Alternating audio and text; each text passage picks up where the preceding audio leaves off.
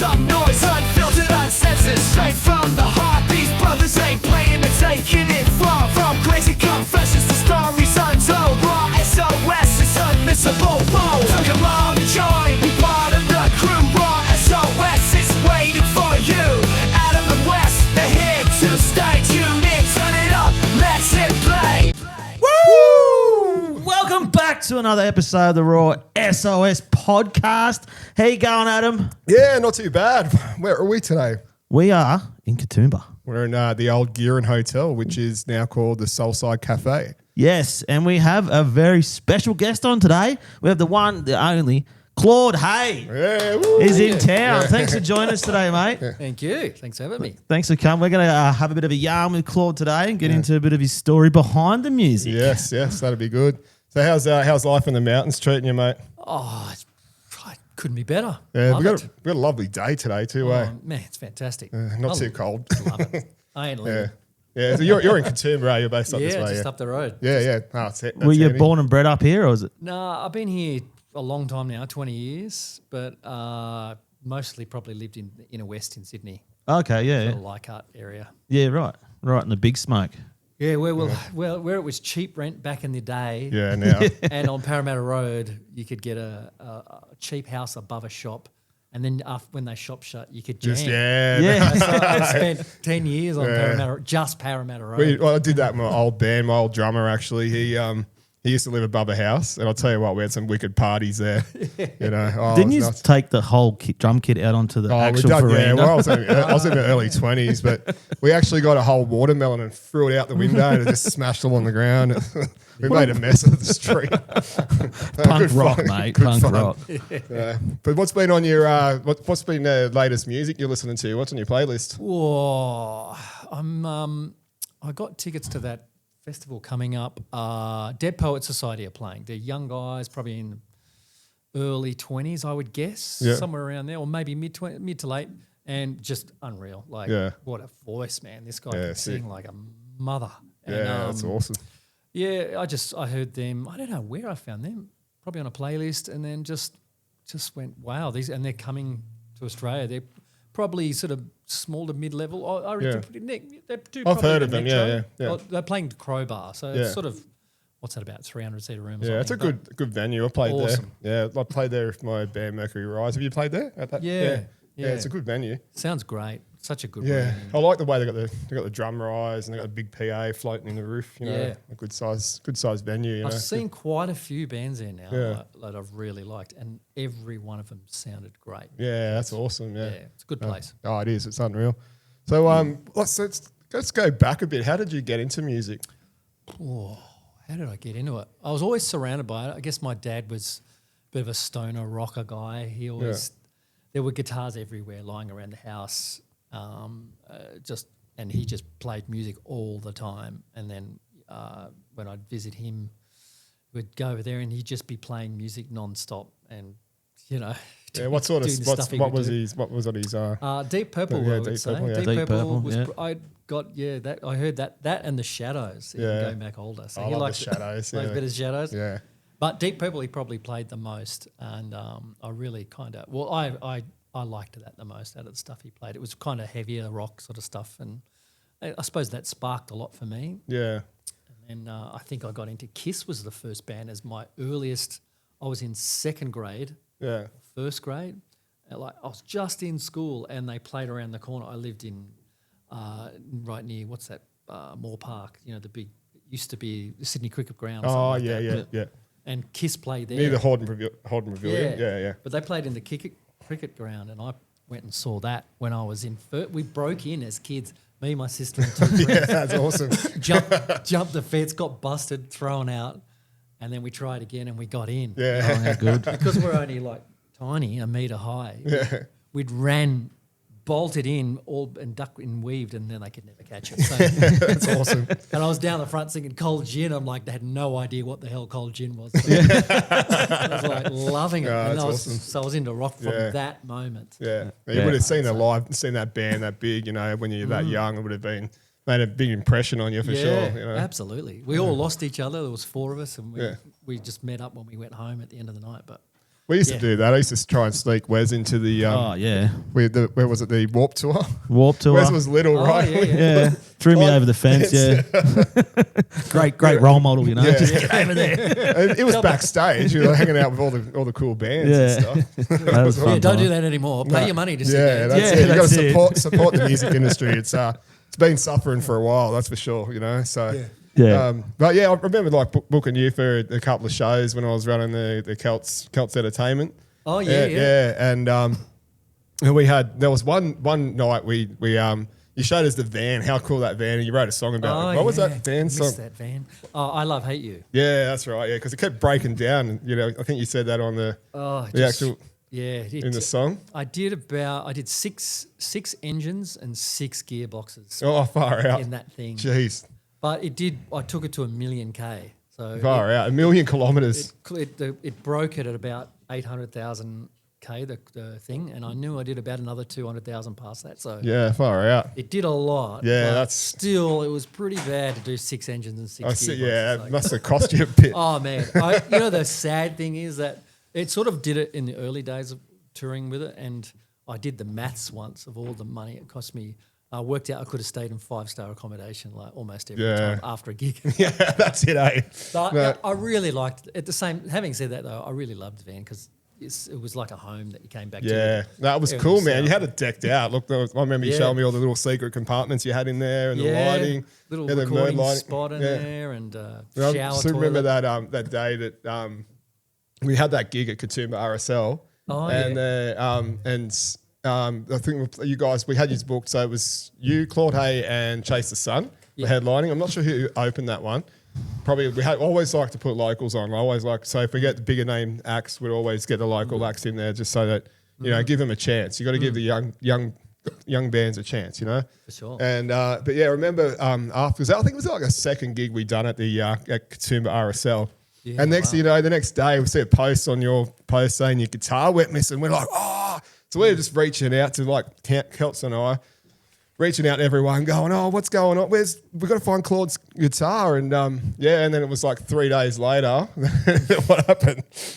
Yeah, it was in Jan's ute in the back of his car. It's like, we have exactly the same cases. Yeah, And of course, we're not organised enough to put our band names on it, so we kind of he took mine, and I think he left it in the back of his ute for like 3 nights, and we didn't even realise. We had to play in Wollongong the next day, and we drove down the next morning, and I didn't realise until we got there and we were doing sound check. I was like, oh my God, where's my guitar? oh shit. So I had to borrow someone's guitar and restring it with open tuning and then weird gauge strings. Oh, it was just weird. It was just got through it though. Yeah, It's but fine.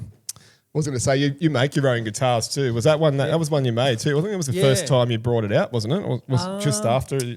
I can't even remember what guitar that was at what stage. That would have been a little thin line black resonator, I would say. Yeah. The little. Yeah, I think that's what it was. Yeah, I reckon it would have been that. yeah. Assuming, yeah.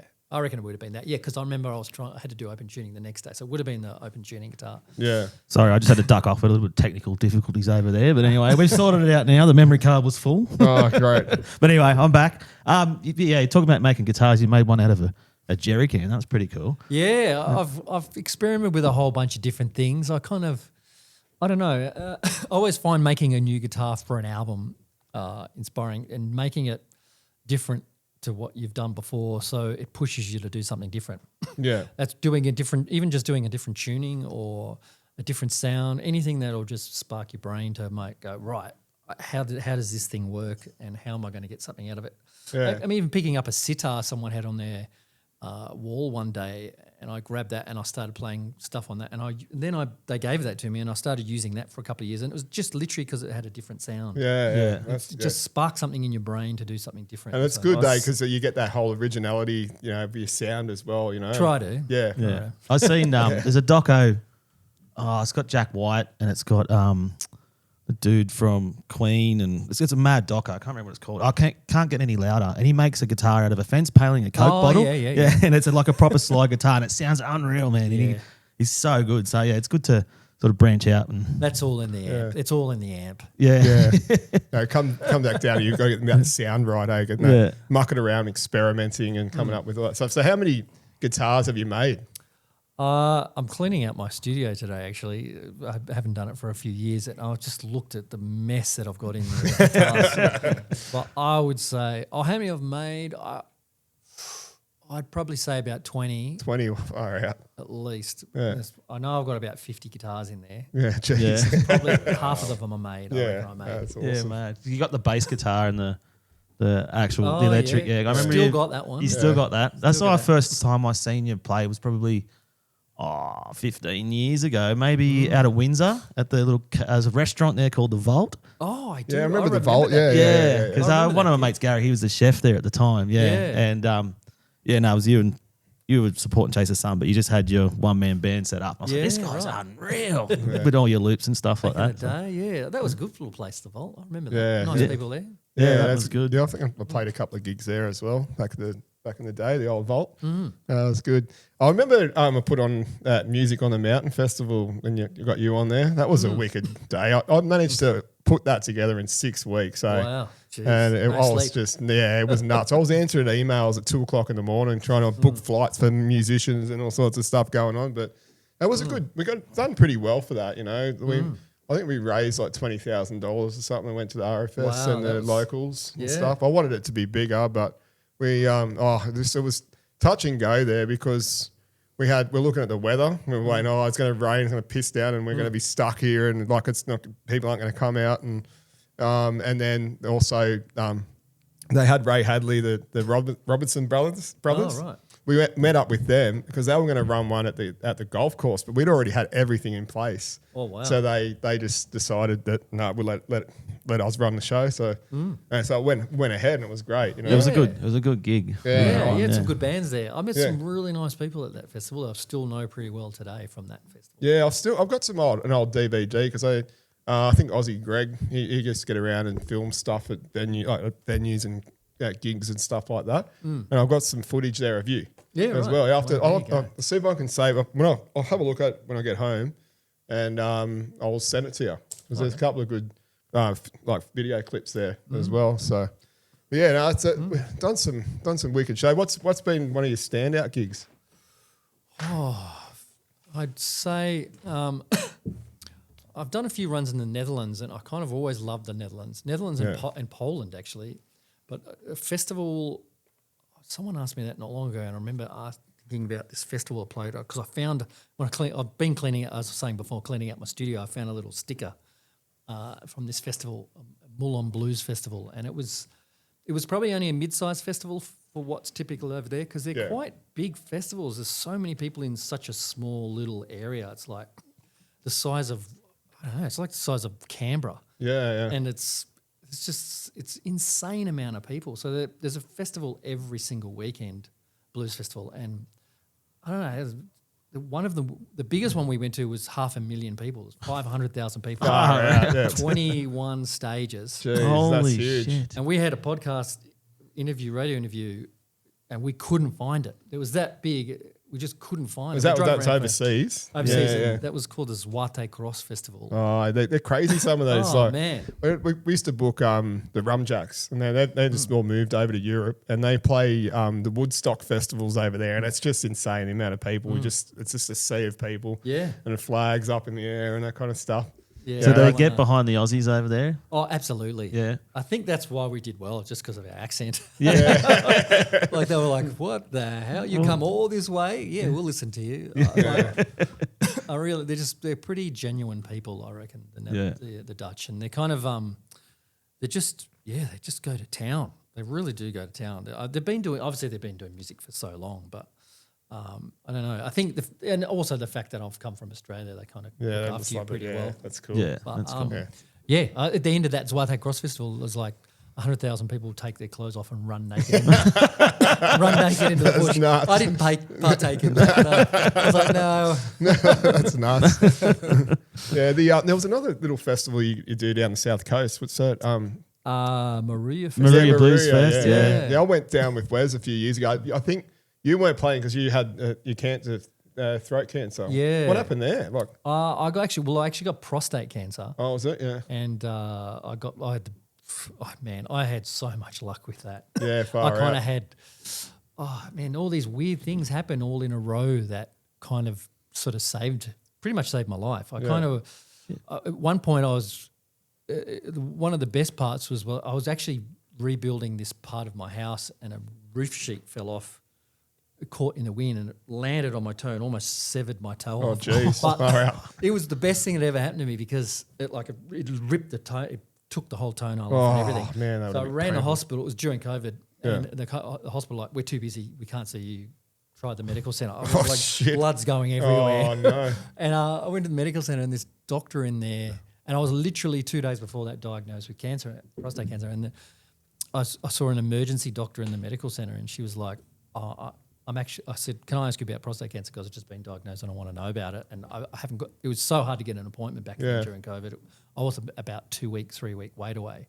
And she was like, I'm actually a specialist in that field. And far out. That's I know everything about it, and I know the best surgeon in Australia. Right? And she's put me onto him, and then I met this surgeon who was just phenomenal, and we just clicked. His favourite band is Deep Purple. Yeah, there you go. Bang! We would, he's Full, 500 like a full circle. Yeah. It was so expensive to see, but we spent the whole time talking about music, and then we got onto but he just did an amazing job and saved me. But part of the risk with the operation is when they put the pipes down your throat to knock you out. They kind of got really perforated edges, and it tore my vocal cords. Oh, So that's a kind of a risk. They do tell you that. Yeah. It's a risk when you go in there. So you were out of action for a couple of years, with the singing? Yeah, about a year and a half. Yeah. I saw I ended up at the same place. I went back there and saw a speech pathologist who was amazing. She just, all she does is singers. So her claim to fame is she did Delta Goodwin's voice, fixed her that when she broke her voice. Did you get some nodules? Did you get nodules from it or anything? No, it's basically like, if you imagine it's just a piece of flesh that's been torn. Yeah, And far then out. it heals back, but it develops a callus, and that callus ruins your voice basically. Yeah. And so like with your high notes and things like that, it'd be hard to I hit. couldn't even talk. So Far for out. 3 months, I remember I just had no voice. There was nothing. Yeah, if 'cause I I remember- did talk, it was like swallowing glass. Yeah, I It was remember, so painful. I remember bumping into you around the shops here, and I was living in Lura, and you told me about it. I was like, oh, far out. Because, I was asking how it was all going, and man, that's good that you're back now. You've recovered from it. I was quite amazed at recovery. I mean, a lot of people asked me if I was like down about not being able to sing again, because it was a very high chance I could never sing again. Yeah. Because it's one of those things, they can laser it out, the little callus, that they can cut it out, but it's a very good chance it will just keep growing back. Yeah. But this girl was pretty amazing at fixing the voice, and it was really hard. I mean, it was a year of like blowing into a straw and making these weird sounds. Yeah. Like focusing on specific muscles, and then You have one of those, stretching the those ball muscles. things that you got to blow the ball up and all that? No, it was literally a glass of water and a straw. Yeah. That's it. But it was really focusing on 2 or 3 muscles in your throat to build these muscles to get strength Yes, around where the tear was. So it was really difficult. Like, it was really boring. It was so boring. But Do you feel it's changed your voice at all? no, not at all. No, it's all healed now. It's really weird. It took about a year of seeing her, and then about another 6 months of just doing exercises at home. Yeah. And then just did a rehearsal, and it just worked. For one day, it was because it was a bit husky for a long time, but just one day I woke up and I started singing, and it just worked. So it was last. So Yeah. That's me bread and butter. I need this thing. Oh, it was weird though. I wasn't worried about it. I kind of went, well, I was just so happy that I survived the cancer. Yeah. So it was that's amazing. it was pretty. I was in a mega rush to get it out too, because it was a high rate cancer, so it was pretty fast. It was. It was. There was like, no, you can't wait a month. You got to get the surgery now. Jeez. Yeah. So, won the lottery. Yeah, well, that's amazing that you recovered from it, eh? Like, geez. But yeah, anyone out there, like just Get checked. Yeah, checked. Yeah, man, it's just a simple blood test. Yeah. PSA, do your Yeah. PSA tests with your doctor. Yeah, I just did mine. I done mine recently. It was fine, so I'm happy there. But yeah, but I'd say anyone that But pretty young for Yeah. to Yeah, I do. I remember the guy saying I was pretty young, the surgeon, but he's just says every year it's getting younger. So yeah, Yeah. right. That's crazy, isn't it? Well, let's go get checked. yeah. That's it. But no, it's a bit different these days where it's just a blood test and Just not a the blood test. Yeah. I'll finger up the do it, but yeah. Oh man, I'm going for a colonoscopy. I'm like, I don't even. My doctor's like, no, you don't need to. You're not at that age. And I was like, no, I'm going. Yeah, just because it's in my family and Yeah. cancers, and and I like being knocked out from the doctor because that's the best sleep in the world. It's good, isn't it? It's so good. You wake up going, I just got a week's sleep. yeah. Finally caught up on all that sleep. Yeah. Yeah. So going back to the gigs, like, what's your like? Say the festival. Besides that festival, like in Australia, like have you got like you've done the blues festival in Byron Bay? Yeah. Did you go on what stage were you on with that? You've done it a few times, eh? Yeah, I've done it a few. I can't remember the names of even the names of the stages now. I've forgotten. I did the second biggest one once, and I was solo then, and I didn't really enjoy it as much as the little stage It's because more intimate. it's so much more intimate. Like when you're one person just sitting, like they had to put me on a wheelable riser because it's just so far away. It's like 20 meters away. The first person. It's so. If you're a band, you can walk down the front or move around and stuff. But when Was that with your drum kit? You had triggers and all that thing set up and all that. Yeah. I had all that for that one, and and then I did it with the Chase Sun Got Wood, Howler and Ryan, maybe a year or two after. I can't remember, and that I think I preferred that. Yeah. It was kind of more fun. That was in like the smaller tent with the. I can't remember what the tent was for. Was it just Australian bands? I can't remember, but I liked that one. Yeah, That good was more vibe fun. there. Yeah, good I vibe. remember a good little gig we seen you down at Tomarong Hall, the South sick- Coast. Yeah. I rocked up. It was my birthday. We just had a barbecue at my house. I fell down the stairs and a bit of glass went straight through my hand. no. Popped out the other side and I pulled it out like it was like a chunk of was glass. huge. And I'm like, well, I've got to go see Claude Hay tonight. So I wrapped it up. It was a mad little gig because there's like probably 30 or 40 people in there, but you bring your own esky and you sit on your esky. Oh, and I do remember that. Yeah. That was really cool. Yeah, that was heaps of fun. Dedication to the cause. yeah, that's it. I had a week off. I couldn't move my hand. It was like I'd done nerve damage. So you were living down there then, weren't you? Yeah, I was living down there. Was that in between COVID? I think it was around. Yeah, it was. It was. Yeah, it was before the. No, it was before the major lockdowns. Yeah. But there was a little break in between, so it was good for the musos. Quick, we've got to get those gigs in before it gets locked down again. But Yeah. I have been to Marie a few times at Marie Blues Festival. That's such a good gig because it's Yeah, just it's it's really- small, intimate. Yeah. The caravan park's right next door, so it's easy to just set the tent up or the Yeah, it or was the unreal. caravan right next door. It's mad. Who do we Yeah. see? We seen 1920. You know those guys. Yeah. that was the show you played up here at the Baroque Room. Remember? Oh, yeah, just before COVID. Yeah. Yeah, because the Blues Festival canned right at the last minute, and, Yeah. and I messaged you. I think you put me on the door for that one. Yeah, yeah. And yeah, because you put. I did see the sign on Facebook and that. I just couldn't believe how quick they closed that down. They had Yeah. all the whole weekend just gone in one go. Yeah. And then you guys Was that from managed. COVID? Yeah, Shut it COVID. down, Yeah, the first time it happened. It was and that weekend. That was when I know that was the weekend that the Prime Minister went to the football game or something. Yeah, that happened, that's and right, yeah, when yeah. it was called just after that football game, that was that weekend. And I remember because I had 20 shows booked in Canada, only about 2 weeks later, and we pulled out maybe a month before that because I kind of, when it was sort of like, oh, it could be a pandemic, we're not sure. So I rang all the insurance companies, every one of them, like, if it turns into a pandemic, am I going to be stuck in Canada? Like, if I get sick Yeah. there, Oh. is this void there? Every one of them like, yep, void. Yeah. So I'm like, I'm cancelling. yeah, far out. I'm not going to get stuck overseas. Oh, Such no. a weird time. Yeah, was- it it was was really nuts. weird. Yeah. I thought the agency was going to hate me. Yeah. Because we'd already spent like a few thousand on publicity over Yeah, there. yeah. And everyone, the whole team, all the publicist and the agency were like, yep, no worries, we can cancel it, it's fine. And What agent are you with now? Are you still with one or? no, like all those agencies over there shut down. gone, that yeah, one, that really big one over there is just, and they were doing like way much bigger bands than me. Yeah. Like the huge bands, and they were It's gone, shut That's down. just nuts, eh? Like what it done to them. Like the music industry was the first thing to go. You know, the creative side, creative industries. Yeah. Like, and then I still feel that everything's changed since COVID, and they've still sort of been hanging around a little bit. You know, to like you see all the businesses that are closed down up here after COVID and stuff. You know, they couldn't hang on any longer. Yeah. You know? You can't shut pubs down in Australia. That's fucking un-Australian. It's bullshit. I was I'm surprised there wasn't like a revolt. Like, let's go, open the pub now. Pitchforks and It was like that. Well, it was pretty good living up here during COVID, I must say. Like, because you could Yeah. just walk out the back and go for a bushwalk. Yeah, that was Yeah. cool. Not like Sydney was stuck inside. And I Yeah. felt so I was sorry for the. still down the south coast, so I was 2 minutes to the boat ramp, so I was still allowed to go fishing. Oh, That was great. Well, But I couldn't take mate fishing.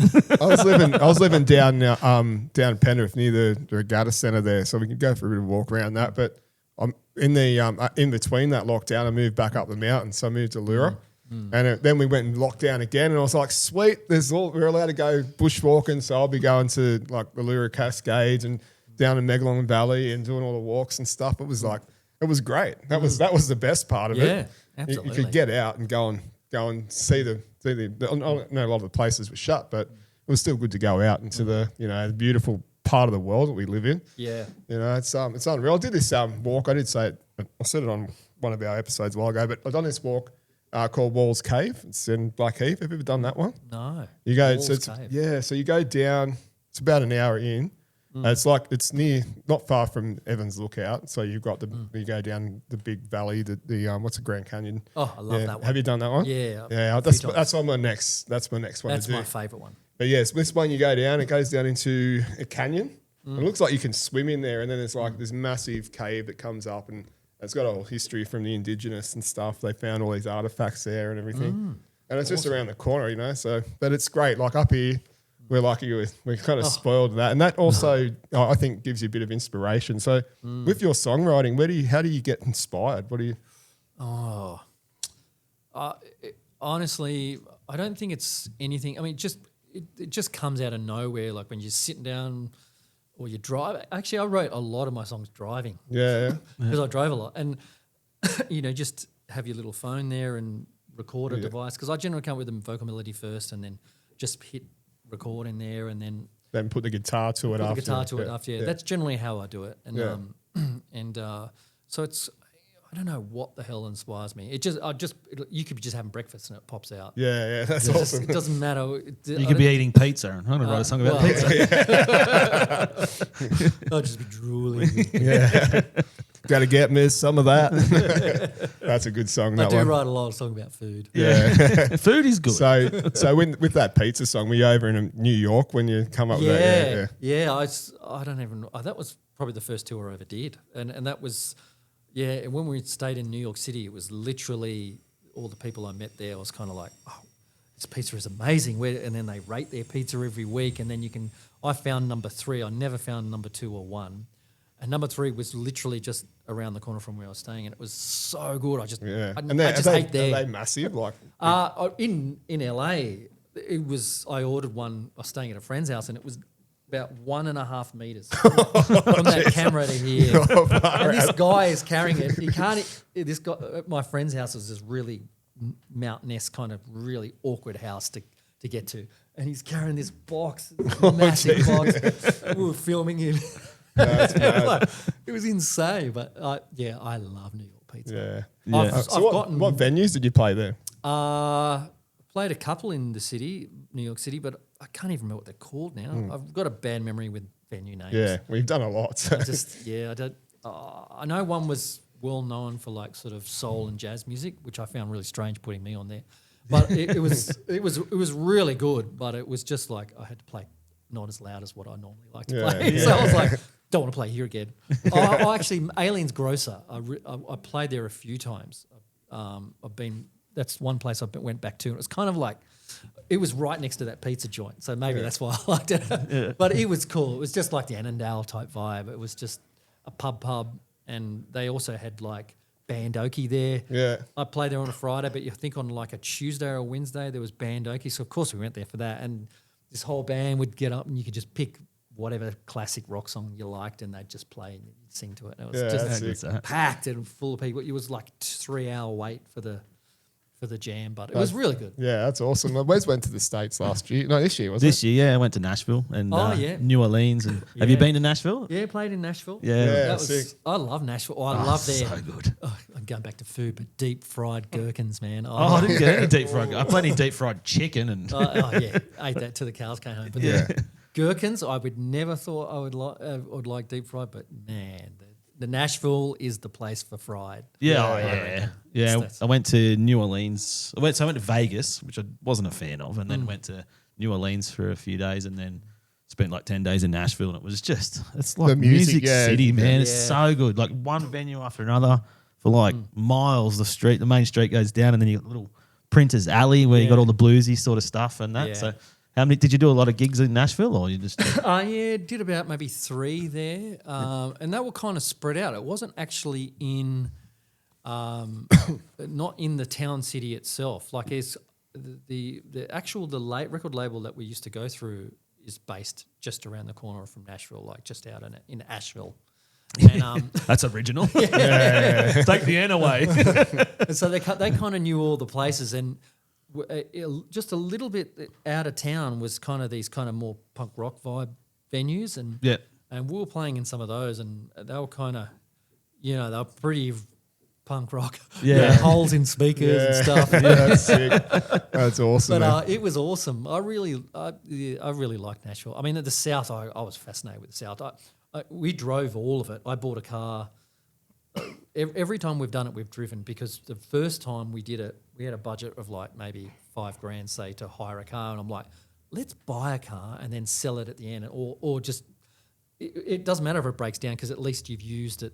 If you sell it, you made money. If you haven't, it's Yeah. So You and got like, a chance of getting something back. yeah, that's right. Yeah. And I love driving. I actually love driving, and driving through America is so much better than a train or a Oh, plane. yeah. man. You're Like, seeing all the places. and seeing stuff. all the Yeah, places, yeah, yeah. and it was probably one of the best things I've ever done in my life. Driving through a little town, like I remember, it's all the whiskey area.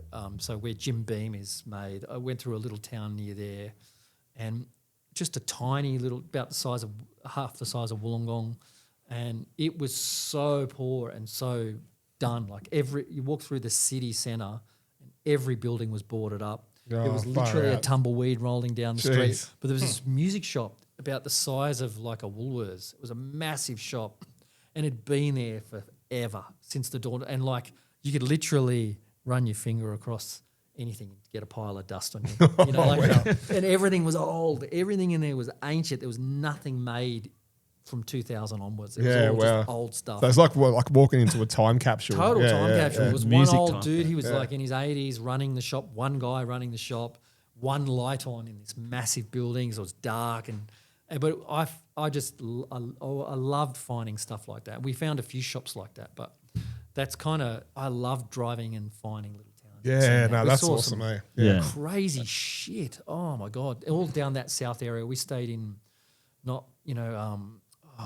Clarksdale. So I like the old stories of Robert Johnson and stuff like Yeah, that. yeah. He was playing Robert Leroy Johnson. yeah, man. What? And we stayed in a little town where he was all from, and there's a plaque where thing, and when we stayed in this hotel, well, like there's this guy cooking pork out the front, and he was amazing pork, like it was just phenomenal. We're like, do you have? Because he wasn't there permanently, he was moving around. I'm like, do you have a shop, or where's your next place? Because I want to come back and eat. This is amazing. yeah. And he goes, he gave me his address, and I'm like, okay, cool. And my wife was on that run with me, and we drove in the car, this shitty car. This car was so shit. We bought it for $1,000. It had rust holes. It was Oh, yeah. We bought it in the right up north, Milwaukee. So it was kind of like, it snowed a lot there. So that's where they have a lot of rust in their Yeah, cars, because yeah. they throw salt on the road to get rid of Yeah. the snow, and all the cars rust. So you could actually put it's illegal to drive around in a car, but you could put your whole foot through the doors because there's so many big holes. So with that car, we drove the whole of the states. We drove from LA up to Seattle, right through the Midwest, right from up Milwaukee, Cedar Rapids, and right down St. Louis, down through Nashville. So were you Asheville. doing gigs along all the through there? Yeah. Spud out through the way, and then Yeah. West Virginia, which was beautiful, like Yeah. the most beautiful, weirdest people on the planet, but the most beautiful place on Yeah. the planet. Yeah. And then New Jersey, and then New York, and then we sold the car for $1,000, exactly the same price that I bought it for. Yeah. Good. Sick. Yeah, That's a win. Total weird. yeah. And you went and spent it all at the music shop, but Yeah. Oh man, it was just such a journey, and I don't know. It was. I would always do that because I saw so much of the. That would be inspiring too. Did you end up writing any more songs based on all that stuff? Oh yeah, that song that when we bought the car, like I caught a Greyhound to the place where we bought the first gig which was Chicago, just in a little town called Cedar Rapids, and then we played in Chicago because the car was in Cedar Rapids, and then I caught a bus there. I actually was supposed to catch it because I was playing in LA and I was supposed to catch a plane and forgot to book the ticket, so I got a Greyhound. And it was the dodgiest thing I've ever done in my life. So I wrote the song Hound. The song Hound is about a Greyhound bus. And oh man, this full-on gang turned on the bus. Oh, jeez. I'm on there with all my gear, and people are going, "What are you taking all your gear on here for?" And then literally this gang, the next stop, this gang, hip hop gang turned on with like the ghetto blasters, the whole 80s big ghetto blasters, and the whole day and the whole night, because it was a overnight massive run. It was about a 16-hour drive, and they were playing the music and rapping over the top of it, and people are knocking onto the driver. Can you tell him to stop? And he's like, no way. He's just wound up his Pull their plastic. pistols out, man. And he starts falling asleep on the wheel, and we go off into the cane field on the bus. And I'm like, shit, everyone's survive. screaming. You know, like, You're going to survive this bus trip. oh man! That's And then nuts.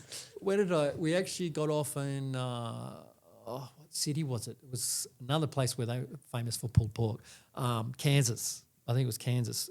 And they pull up at the depots, and that's where all the kind of drug dealing. You know, And I got off, and I got to know one of the guys next to me who was worried because we went through Las Vegas, and he's like, "Oh, I'm on criminal charges. If I get done here, I'll go straight to jail. So if the police come on and you see me run, I'm out of here." And he's, I'm like, okay, no worries. but I got to know him pretty well, and he's like, okay, when you get off don't talk to anyone, get your gear and get the hell, jump straight in the cab and get out of there. 'Cause Yeah, far out. everyone's going to try and rip you off, and because that's where you get done. And he goes, don't go down that street. If you go down that street, they'll kill you. And like, Yeah, I've heard, so I've I heard got some, all these guitars. Far out. I got 60 kilos of gear, and Jeez. and I'm trying to wheel it in this trolley. Everybody's trying to pinch it. Like, so, Oh, no way. Like Yeah. someone's tapping my shoulder trying to distract me while someone's grabbing my guitar. So like that happened for 20 minutes while I was waiting because everyone grabbed the cab before me, at the cab rank, and so I'm waiting, and just literally every minute someone's trying to steal one. Yeah, And so I wrote a song about that. Oh, far out. That's awesome. Cool. No, but yeah, that's the thing. Like traveling makes you more worldly, you know, and you get those experiences, and you can add them into your song. But when you went to, was it New Orleans? Was it gumbo? That big bowl of food. Nah, that wasn't gumbo. That was just the boil, the crawfish and the big bloody crab claw was like that big. You know, It looked massive. Wes sent me a massive. photo of it. It was like, how do you get through that? Like, Yeah, it was like $100. It was just piled full of seafood, and we're just smashing it. It was unreal. But did you have the gumbo over there? No, is that fish or something? Is that- nah, So- gumbo's like a soup. Yeah, the soup. Yeah. They make Yeah, the it's like a soup. homemade soup. It's like That's New street Orleans, food. isn't it? Yeah, I didn't get any. Well, I couldn't find it. It Because was I've seen a places, whole- but seen a whole thing on YouTube. I about was it. sick for half of my trip. I was just like with the flu. And I was like, Really? I was so sick. I was like, we went there to go to the Mardi Gras festival, the big festival in New Orleans, and we got there the day before, and I woke up about 3 hours after it finished. So the next day, I was so sick after Vegas, and I was like, nah, I couldn't get out of bed. He but- brings me. It does a FaceTime, and he's walking down the street. There's people playing all these weird different instruments and it's stuff. New like- Orleans is unreal. Yeah. The culture in New Orleans is just Oh, the They had a big talent. Next trumpet level. or whatever it was. But they're like, just on the street, they got the trombones, the trumpets, the drums, and they're just playing on a Wednesday night, like just because that's what they do. Yeah. Like, Yeah.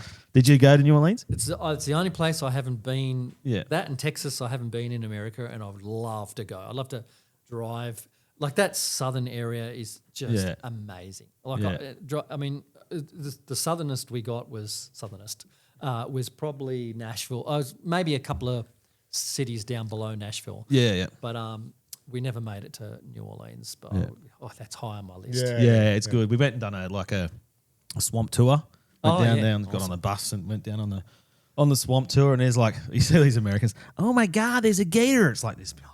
We got saltwater crocs here, bro.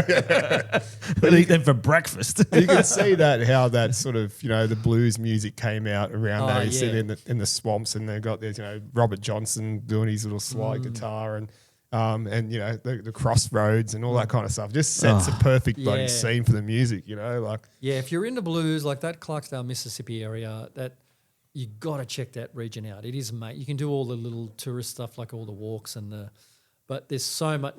And I forgot to say before, that guy that made that amazing pulled pork that gave me his address where he sells his food.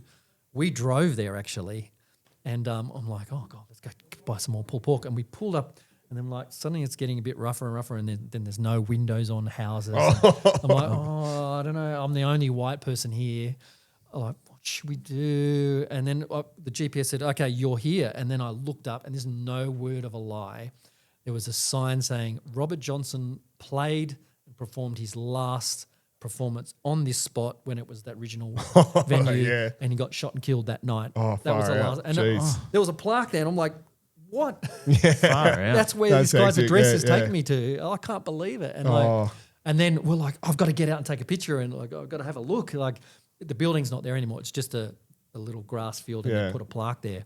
And And then suddenly, I'm the only white guy there, and there's everyone selling drugs, and so everyone starts walking towards me. Like, what's going on? I'm like, my wife's like, get in the car, get in the car. We all had our gear in the cars. We got out of there, and then I went back to the hotel, and I said, oh, I went to this address, and they're like, what did you go there for? If you told the police, they'd shoot you, because no white guy goes down there. If you're a white guy going down there, you're dealing drugs. So. I've heard like some friends of ours went there to America a while back, and they got out in the car to pay. He's going to pay petrol first. Yeah. And he sent his wife in, but you're not meant to send your wife in. The bloke's meant to go in because they were. Oh, right. And she got, they got harassed and stuff, and they told her, you go get back into your car, because they were in a bad area. I think they were going towards where Elvis was on their Memphis. in between there somewhere, and they didn't realise that. And the funny thing is, when we put petrol in our car first, they've got to go and pay first, and then you see it on the socials and that. They go, I can't believe Australia put petrol in their cars, and then go and pay for it. Yeah. It's like, well, I like to fill my car up. Just fill it up. I don't know how much it's going to cost. Like, and in the little towns, they still have the people putting the petrol in for you. Oh, that's good. Yeah. I wish we still had that. That was good back in the day. You just tip them. Yeah. Like you go down to like Oberon and all those places, they always just, come and put fill your wipers up, check your tyres. It was a service station. Now it's just somewhere to grab a sausage roll and a bloody shit coffee. So with go back to your band, so the new band you got now, Kung Fu Mustard. Yeah. Who's the members in that? So it's Ryan from Chase on bass. Yeah, he's always going to be the bass player. Yeah. Whatever. He's awesome on the bass. He's he's a freak. Yeah, he's a freak. Hey, Ryan, shout out, mate. And we've got Isaac from up here. I don't know if you know Isaac Beggs, and he's played in heaps of bands. Yeah, I'd say I would have. Yeah. And he's fantastic. He lives in just literally around the corner. And so it's so handy. We can, for a while there, we had we still get Brian to record. We're sort of a partnership in the music now. We do the albums together, but he moved to Queensland, and we were flying him down for gigs, and it was so expensive. Yeah. We'd only just make enough money to do it by doing that. So now we take Isaac, and he's phenomenal. Yeah, I've watched some of the videos. Do you want to pull up one of those videos, Justin? The Kung Fu Mustard one. Yeah, got the video on YouTube. He's really good. Pisses me off. They strip cable saw down 2 minutes. I don't remember this bit. Healthy, and then wonder why. We'll have to edit that out. Oh, that was it. That was good. I don't know why I brought that up. Now, what inspired me to write that? This pisses me Everything. off. On our normal episode, we've got a segment called "Chuck It in the Fuck It Bucket." So it's basically everything that pisses you off, but that pisses me off. Yeah, I chuck that in the fuck it bucket. That's funny. Yeah, we've actually got these. So AI's written our song. So yeah, sorry, musos. But we do have a song there that for the fuck it bucket. We always the say I want actual- someone to cover it, so I'm going to send it to you and cover it, do an Aussie version for it, not an AI version. I'll send it to you so you can do a copy for us. Sure. It's a heavy rock kind of vibe to it. Have you got the actual video clip? Yeah, not no, the. I've got it. If You you got the see actual it, one, if not the you live version. We call Kung Fu Mustang. We're dedicated to the funk. We call Kung Fu Mustang. We're dedicated to the funk.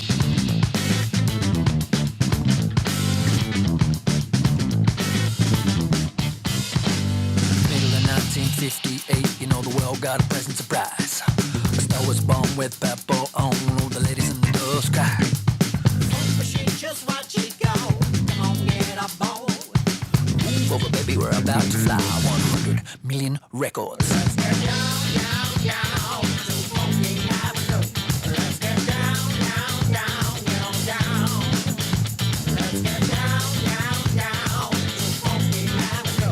Let's get down, down, down, get on down.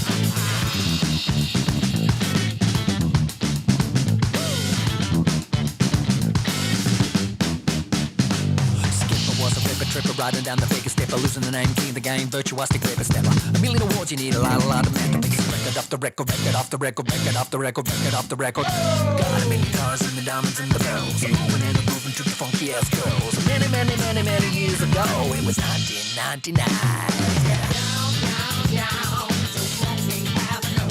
Let's get down, down, down, get on down. Let's get on down. Let's get down, down, down, so funky avenue. Let's get down, down, down, get on down. Here we go. Just do anything. Tell our drone in space. Flies with the angels. The more I can see.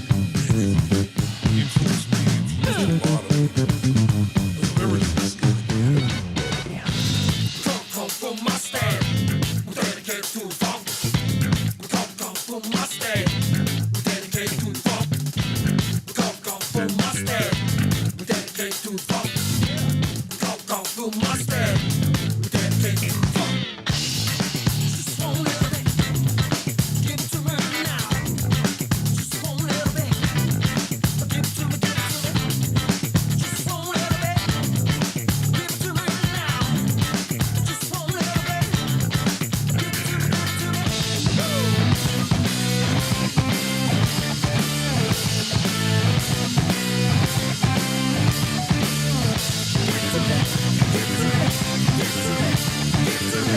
it to me, give it to me. Come on, come on, come on.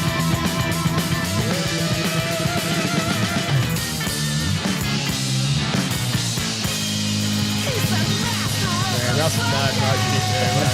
Nothing wrong with those vocal We cords. squeezing your nuts there. I wasn't even listening to that. I was like, oh yes, it's right. Nah, that's good, man. That's awesome. That funk just makes you want to get up and dance, eh? Yeah, that's good. It's got a mad hook to it. So what venue was that? That was the Snow Festival. The Oh, but like called? Perisher. yeah, Yeah, sick. Per- Yeah, I've Perisher heard that goes off up there, right? Yeah, Yeah. it's really good. I want to do that next year. It's a good vibe. It's always. Gets Do you me get so- into go to skiing or snowboarding or anything? Or? No, man, I'm lazy as hell. Like I used to do the season up there too. Sometimes they'd put you on for a month. You know, Yeah. like when I used to do the solo stuff, I used to play there for a month, and A month. we Far could out, yeah. we could like you could do 2 or 3 gigs a day, and Yeah. then you can have the rest of the afternoon off, and they'd give you stuff for free to go ski if you wanted to do that. Yeah. But I never did it once. I was like always knackered at the end of it. and Yeah, I I was bet. So just- you're doing 3 gigs a day, yeah. Yeah. Just going home and Gonna take relax. it, yeah. Chill Yeah, out. it was good because it sort of helped paid for the tour, for any tour, any expenses you need to release an album, stuff. So Yeah. and it was kind of, You could drink whatever you wanted at the bars. It was a Yeah, bit of a so they messy looked after thing. you, looked after really you, well. yeah. It fed you and the whole thing. It was Yeah. amazing. But You get paid pretty good for it it. was And so stuff. tiring. Yeah, I can imagine doing a month of it. Far out. Yeah, I stopped doing it. So, with your like songs and stuff, are you where do you record at? You record at home? You got your own home studio and stuff as well? I just got a little basic sort of setup. It's really good. And then Yeah. Ryan's got a bit more of a better studio than me. Yeah, his is down at Blaxland, isn't it? Yeah, Warramoo. Warramoo, that's right. Yeah, yeah. And he's got a great thing. We built that maybe. Yeah, I remember when you 10 years ago or Yeah, something. I remember when it was starting. I was going to. They asked me to come and give him a hand once, and I couldn't get there. I was going to hand doing some stuff, but never got around to it. But yeah, that's still going, the studio. Yeah, I'll be in there tomorrow. We kind of Yeah. we use it all the time. Actually, it's really cool. Is Chase the Sun still doing anything? Or? Yeah, they just did a run in France. I think Yeah, awesome. just only about a month ago. I Yeah. think Ryan got back from Because you that. guys used to do a lot together, like the Claude Hay and Chase the Yeah, Sun. we did one up here not long ago, and that was, I think the Gearans. No, not Gearans. That's here. The Baroque. Baroque room. Yeah, Yeah, and it's that a was good band, yeah. awesome. That was really cool. It was sort of that was with Chase the Sun, and we hadn't played with Chase. For I seen that ages. advertised, and I just couldn't. I think I had work or something, and I couldn't get there. I was spewing, you know. So, but yeah, no, he's got anything coming back up in the mountains up here, or Just we do, but I'm not allowed to announce. not yet. Yeah, that's all right. Because it's March. They won't let me. Yeah, So yeah. far away, but yeah, we will be back up here in March Yeah, that's awesome. if you can yeah. work that out. Yeah, yeah. Yeah, read between the lines. What festivals in March? I'm not saying it's a festival. Could be a small dinner club. Someone's basement. Yeah. That's cool. But yeah, I was going to say, like, what I was saying before is with music, do you, like, with your old songs, does it take you back like a cathartic moment or anything like that, or? Not really. I kind of, because they kind of have such a long life. They kind of by the time from the moment I write them to the point we release them is such a long way. It's like maybe a year because I generally get a bunch of songs, maybe 30 songs, and then we record, sort of narrow it down, and then we record that. But it just because it's different. When I was solo, it'd be straight away. Yeah. But with the band, everyone's so busy and it's so hard to get everyone together. Yeah. And it just takes ages, and we're just pretty hopeless at that stage. Yeah. We haven't sort of oiled that machine yet. We kind of went back into the touring sort of thing for a while, about a year and a half ago, and we've just sort of focused on gigs. And then, so we really need to do another album. It's been Yeah. a long time. We just keep releasing singles at the moment. Yeah, yeah. Every 3-4 So I months. remember you said to me you had a new album you were going to like put out. When was the last one that you didn't do it? I've written that whole album. But it's you haven't still released sitting it. there. Yeah, haven't yeah, released 'cause it. you're going to no. send it to me. I was waiting for it. Yeah, right. It's actually, I mean, I've written about 3 or 4 albums for different projects, and Yeah. I haven't released it. But I did an album with Chase the Sun guys 10, 15 years ago. We never Yeah, released see, it. time's It's flying, man. I know, eh? it's gone insane. nuts. Are you doing any of your solo stuff, or just mainly with Just the with a band bit, just now. a bit? Yeah, Yeah, yeah. Never do solo anymore. I mean, never say never, but I doubt I ever will. Yeah. Yeah. And it's kind of, I don't know, just so much more fun with the band. Yeah. I also do another band called Fuzztronica, and that's... Oh, you played here at the Yeah, station Station bar. Bar. Yeah, Yeah. I was working again. I'm working bloody nights. So I was working for a local media company up here. I was at the Fairmont Resort that night doing audio for the jazz bar. And I tried to get here, and I think I got the last. Oh, did you? Like, yeah, it was like 1.5 songs I got right at the Yeah, end. right. I was like, at least I got some of it. Yeah. But that was a mad night. That was my drummer, because I'm playing in what called Jim's Punk Rock. You missed his, I think you came missed you, at the Gardeners. At the Gardeners, Yeah, we're doing another show there, so we're just trying to get it confirmed at the moment. But it's Corin. He's in Red Planet Repairs, and he supported you guys that Yeah. night. Yeah, he was Yeah. singing for it. He had a big funny mask on his face or something. Yeah. It was a great night. It was really cool. And It was packed, eh? Yeah, it was a really good night. That's almost a year ago now. Yeah, it is. It was a Christmas party Yeah. or a Christmas shindig or something. Yeah. And that was our first gig we did. So we've got quite a few coming up with that now. Next You got weekend. that was a weird instrument you were using, wasn't it? Like Yeah, I built that one too. That's messed up. That's kind of I split the 3 strings, top 3 strings, bottom strings to it's a guitar synth really, it's a trigger analog that's right. It synths, and was it's got chaos pads. Yeah.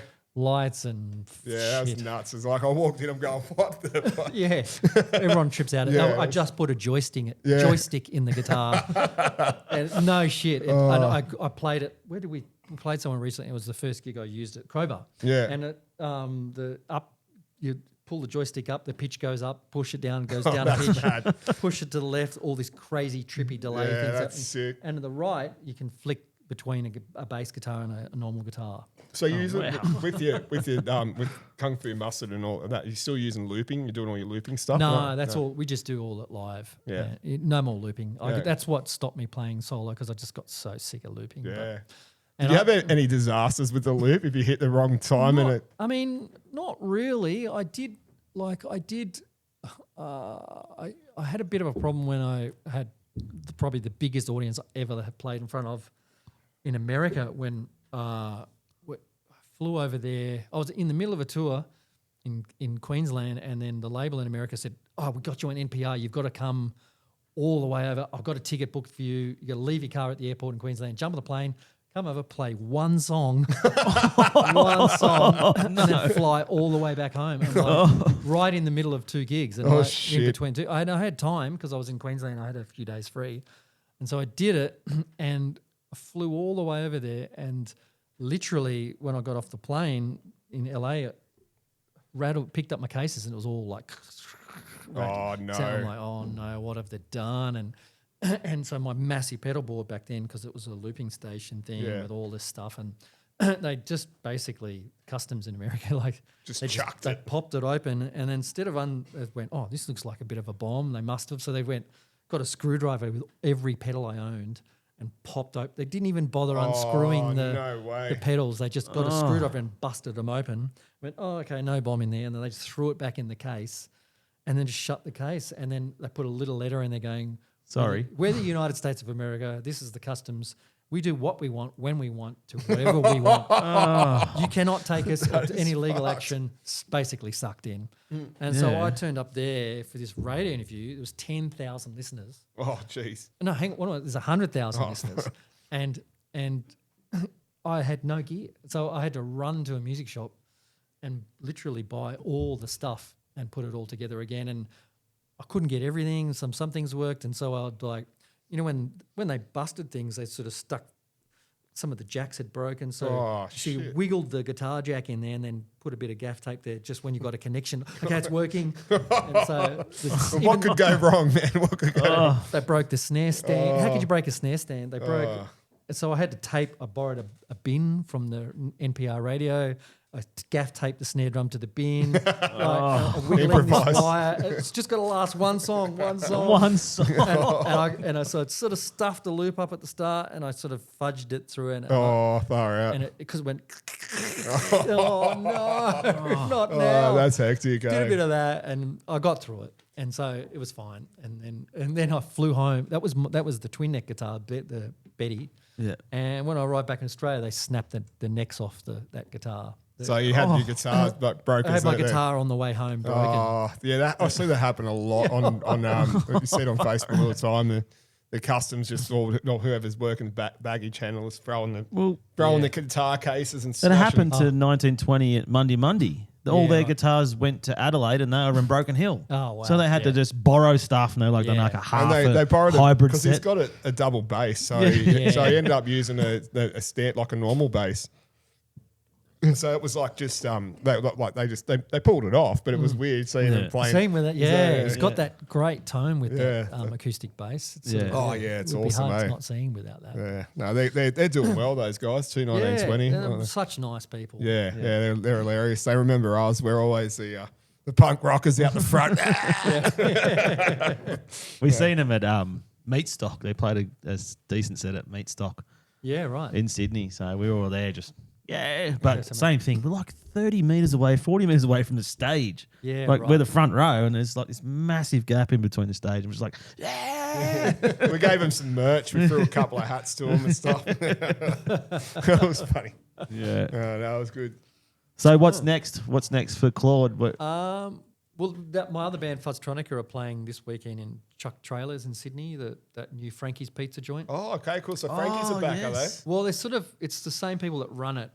but they've just it's a different venue, different name, Chuck Trailers Yeah, instead of Chuck Trailers. Yeah. It's got a half pipe Yeah, as the that's stage. sick. Yeah. So they put a full on half pipe, That's and then mad. the band plays. On Whereabouts top of is that?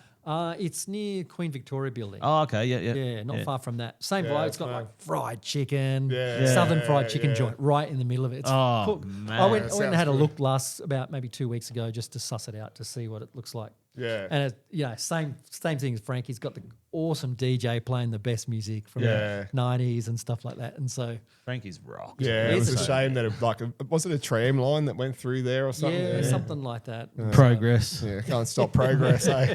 You can when there's a pizza joint that plays punk rock and fucking awesome music. Well, the Fuck your train Sando, what's station. happening to the Sando in Newtown? That used to be a good venue Yeah, back I in the walked day. past that the other day and that's still It's empty, still empty, yeah. Because it went to a Holy Mollies or something, like it went to Yeah. golf, putt golf or something. Yeah. That was a Novel- great novelty. venue. Yeah, it was a good venue. Do you remember when you played there? This is even going back further. When you probably, what was it? You'd get a little map, and they'd give you like 30 milk crates, and you had to set the stage up yourself. I remember that because when it used to be behind the bar, it was a bar like this, and then Yeah. there was a stage here, but it was too low, so they'd take it down during the day, so all the people drinking during the day could sit there and drink, and then at night the band would turn up with a little map, and then you'd have to put all the milk crates Oh, I've down. done that, and yeah, venues like that. I that remember was there the was original stage there. Back we then, played you know. with we played at the Lansdowne on the corner, and you know Lansdowne. Oh, yeah. And they couldn't get the PA working. Luckily, I have ideas about how to operate audio stuff. Right, Sounds like a fucking podcast. So I went, why isn't this audio working? Okay, well, there's got to be some power ramps here, and that they will. Even the sound guys were stuffing around with it for ages. And I went, just go and turn the power ramps on. So I went back, flicked them on. They go, that was all it was problem. All the problem was like the power ramps, you know? Like sometimes you just got to do shit yourself, eh? When you're a Yeah, musician, that's you know? right. Yeah. Like teach the sound guys how to operate a sound desk properly, you know? Yeah. DIY. All the way. All the way. So, what's some of the most interesting, like, sort of memorable gigs? Like, probably not so memorable, but shit that's gone wrong, like crazy shit, crazy people. Oh, man. I don't know. Anything off the top of your head? No. Poland. I played in a little town in Poland up north, and it was kind of like it was just sort of a community hall vibe. They'd hired out and they put a band night on there. And because it was a little town, not a city vibe, it was a country town, and there was no breweries there, so they'd just make their own alcohol. It was all, I was drinking this moonshine. I'm like, am I going to Arsehole die? juice. He makes it called. It's called arsehole juice. Turns you into an arsehole. It's kind of vodka-ish. And it was, and then like halfway through the set, they brought in this massive pig for me. Like a whole pig on a spit. Right, and while I was playing, this is for you. And I was like, Oh, cool. oh, can we give it to everyone? Because I don't know what to do with a whole pig. We're going to drive like 20 hours tomorrow to somewhere else. And then you won't be sort of eating it out like with your hands because you're playing guitar, you know, it's slippery and. Big old pig on a spit. it was amazing. It was Oh, that's nuts. But I really liked Poland. It was something I really, because it was just they'd just never heard an Australian accent in some of the places I played. Obviously, when you played in Warsaw and stuff like that, it was like a city like Sydney. But little country towns, middle of nowhere, it was amazing. I love it when you go to a place and there's just zero English and we're there with a little book and trying to work out the language and their language is really difficult with all the C's and Z's and the oh man, but like people the A's are- with the dots over here. yeah, the dots. But just they're just such the nicest people, and we just were looked after so well. It's and good when you go to venues and they look after you, you know. That's that, you know. But Poland's very poor. They've never really gotten over the war, and they've always just. Yeah, You been there when you done your Kentucky? Nah, I didn't go to Poland. No. Where, like you sort of you did a bit of. No, I was at the other side of Europe. Oh, okay. I mean the main festival I played over there that paid for us for the most of the for us to come out there. It was a big festival. It had like some classic '90s shred guitarists, like I can't remember not Richie Kotzens, but someone like that playing, and all these bands. But the ticket entry was $5. Yeah, wow. $5 to get into the festival. Yeah. It was like a whole day festival, and all $5 these bucks. We can't get a $5. train ticket to Yeah. Penrith from here for $5. 25 cents for a beer. You know, Yeah. so, Right, you know, yeah. like it. And the further north you go, it was it was cheaper. Yeah. For a beer.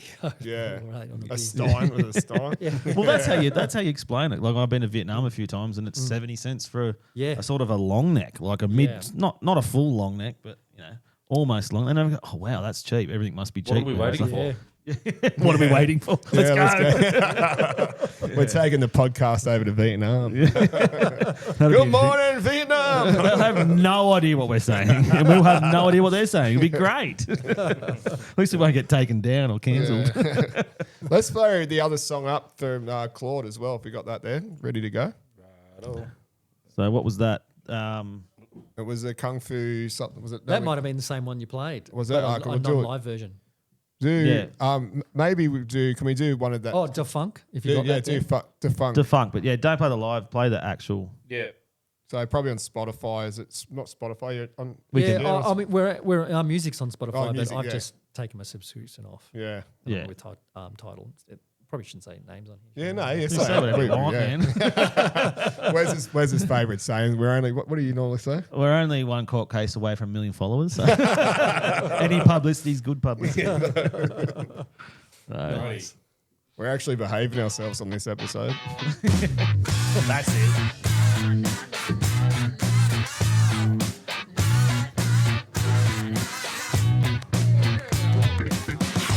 All you people, I got something to tell you. There's a funky storm coming tonight. Watch out for that villain with that look in his eyes. He's looking round the corner just out of sight. Yeah. You got that funky shit. You got that funky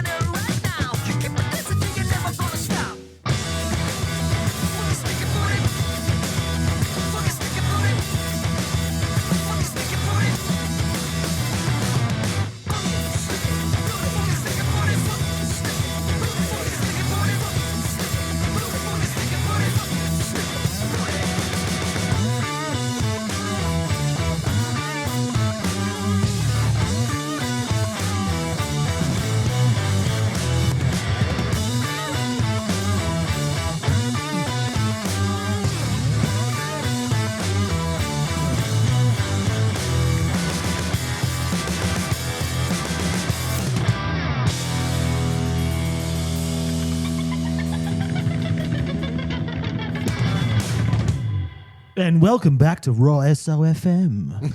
That was Claude Hay and the Kung Fu Master. Yeah. No, that's sick, man. It's kind That's of my best radio voice, right? kind of reminds me a bit between Red Hot Chili Peppers and Rage Against the Machine. Yeah, Kind of, cool. yeah, kind of a vibe in between that. You know? Yeah. Fans of both bands.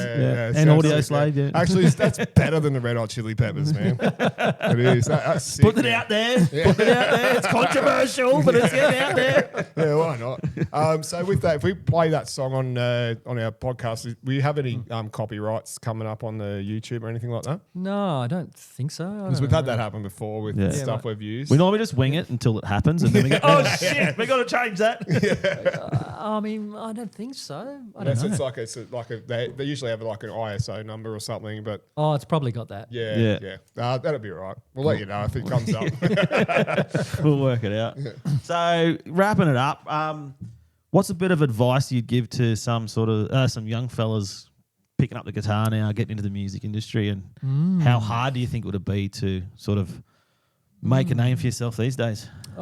It's definitely done a completely different way, and I mean, young people are kind of used to it, so they're used to the new way of doing things. So I think it's all right. I think it's just got to, just got to keep doing it and just keep writing, Consistency. and just got to love it. That's all you got to do is love it. That's the key to everything. You just got to love it. Love what you If do. if you don't love it, don't do it. Yeah, that's it. Be consistent. Really, I mean, because if you love it, then it'll work.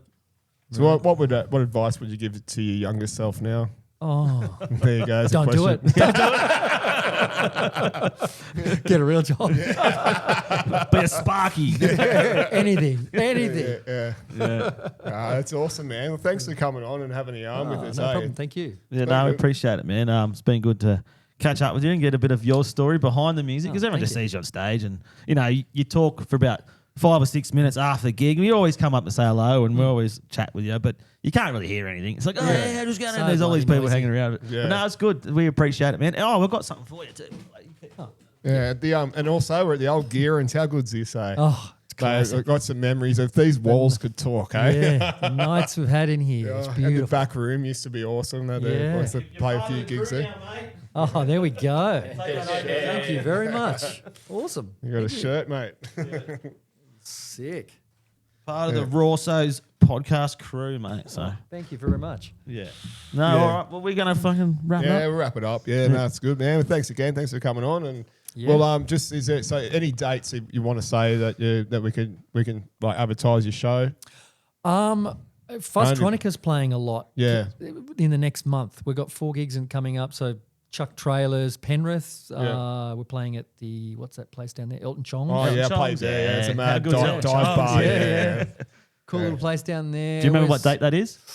It's just around Christmas, 27-ish, I think, or before that, 20. It's Around then. 20-ish. Yeah. Yeah. We'll look it out. We'll be there. Yeah, come that'd on be down. cool. Yeah, Yeah. it's a mad venue. I played there with Jim's Punks with maybe Mohawk and stuff. Oh, yeah, It was cool. pretty. It was a pretty- wild night. That That one.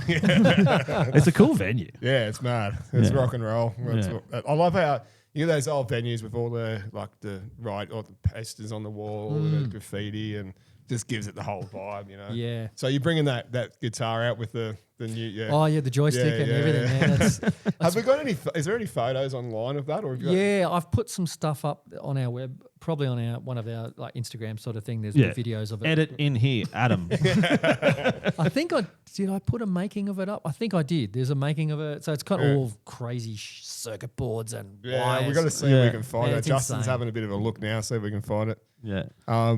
Maybe what we'll do, we'll just pause and Claude can find it, and we'll just put it up No, that's there. all right. We can just add it in after, and we'll just go, oh, that's mad. It's called the magic of editing, Adam. I know, I fucking hate it. I don't know how to do it. You do it. I know. I seriously get sucked into the editing all the time, mate. Oh, yes. Spend hours in front of the computer going. Oh, it takes a long time. Yeah. That's why we got a new bit of gear there, Vision Switcher. So yeah, all the No, audio. his name's Justin. Yeah, we sent the other one back to China. But yeah, it's good because it copies all the audio into that, so it's easy to edit. But then we still have problems, so I still got to fucking edit anyway. Thank you, Claude. Thank you very Pleasure, much man. for coming Thanks- on. thanks, Oh, champion. appreciate it. Thank you very much, Thank mate. you, thank you. Woo! Now play that outro, Mr. Man. Righto.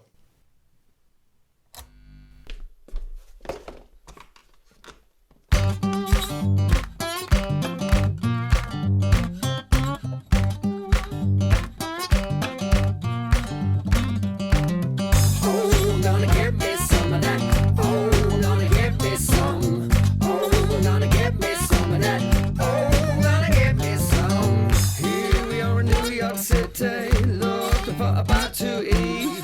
As my tummy starts to rumble, I know exactly what it needs. I hear a pizza calling, I hear a pizza call. There's only one flavor for me, nice base, tomato paste, cheese, pepperoni. Oh, gonna get me some of that. Oh, gonna get me some. Oh, gonna get me some of that. Oh, gonna get me some. Oh, gonna get me some of that. Oh, gonna get me some. Oh, gonna get me some of that. Oh, gonna get me some.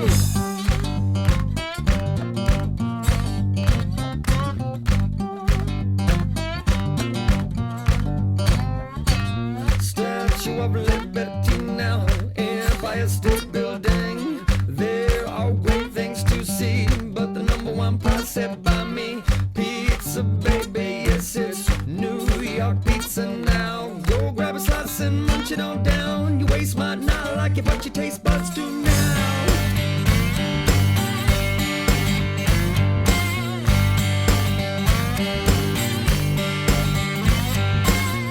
Oh, gonna get me some of that. Oh, gonna get me some. Oh, gonna get me some of that. Oh, gonna get me some.